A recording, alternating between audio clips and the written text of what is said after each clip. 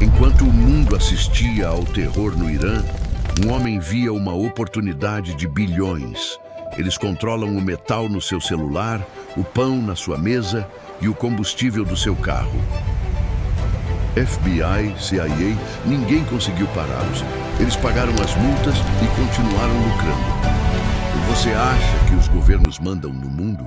Prepare-se para conhecer quem manda nos governos. Eu já vi impérios nascerem da honra e vi outros nascerem do sangue. Mas existe um terceiro tipo, o império que nasce do silêncio. Nós somos ensinados que o crime não compensa, que existem leis, fronteiras e moralidade. Mas e se eu te dissesse que a economia moderna, essa que mantém a luz da sua casa acesa, foi construída por um fugitivo do FBI? Hoje nós não vamos falar de uma fortuna escondida em um baú. Vamos falar da fortuna que está escondida na sua frente. Bem-vindo à história da empresa que comprou o mundo. Tudo começa com um nome que você provavelmente nunca ouviu na escola: Mark Rich. Ele não era apenas um empresário, ele era um inventor. Mas ele não inventou uma máquina, ele inventou o mercado spot de petróleo. Antes dele, o petróleo era controlado pelas 7 irmãs, as gigantes petrolíferas que tinham contratos fixos de longo prazo. O preço era estável, chato. Mark Rich percebeu que se ele comprasse o petróleo diretamente dos países em crise e o vendesse no meio do oceano para quem pagasse mais, ele poderia controlar o preço global.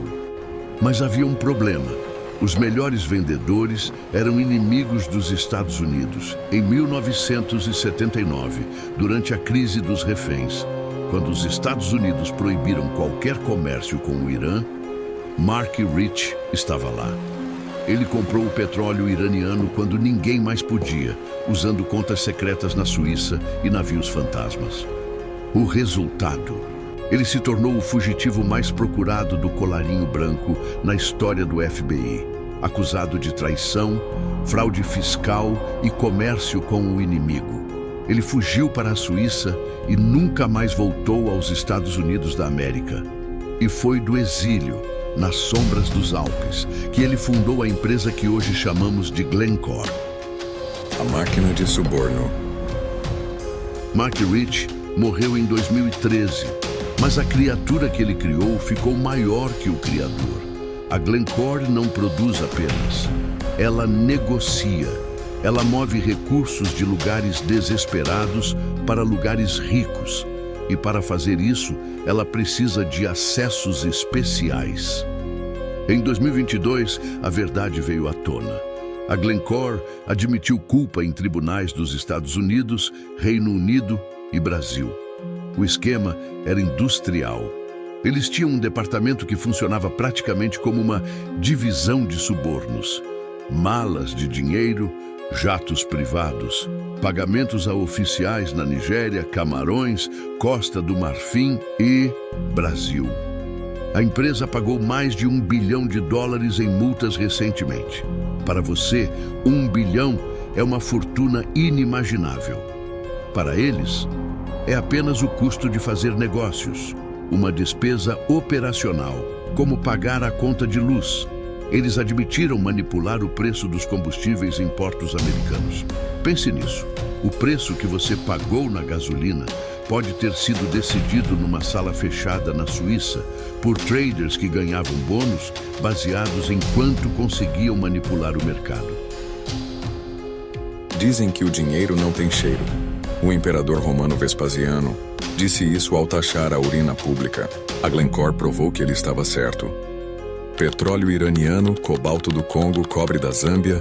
Quando chega no seu iPhone ou no seu carro, o produto está limpo, brilhante. Nós gostamos de apontar o dedo para os monstros, mas nós somos os clientes dos monstros. A pergunta que fica na minha mente não é por que eles fizeram isso. A pergunta é: o mundo funcionaria sem eles? O futuro é cinza e verde. Hoje, a Glencore tenta mudar sua imagem. Eles falam em futuro verde. E aqui está a maior ironia de todas. Para salvar o planeta, precisamos de carros elétricos. Para fazer carros elétricos, precisamos de cobalto e cobre. E quem controla as maiores minas de cobalto do mundo, na República Democrática do Congo? A transição energética global depende da infraestrutura que essa empresa construiu. Eles sobreviveram a Mark Rich, sobreviveram às multas bilionárias. Hoje, eles não são apenas comerciantes. Eles são a artéria por onde corre o sangue da economia mundial. Se eles param, o mundo para.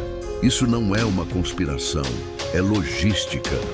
Eles são a prova de que no jogo das riquezas escondidas, não ganha quem tem o ouro. Ganha quem controla o caminho por onde o ouro passa. Mark Rich foi perdoado pelo presidente Bill Clinton em seu último dia de mandato. Um escândalo que chocou o mundo. Por que perdoar um homem que negociou com inimigos? Talvez porque, em certos níveis de poder, não existem inimigos, apenas sócios. A lição de hoje é dura, mas necessária. Se você quer encontrar a verdadeira riqueza escondida, pare de olhar para os cofres. Comece a olhar para os navios que cruzam o horizonte enquanto você dorme.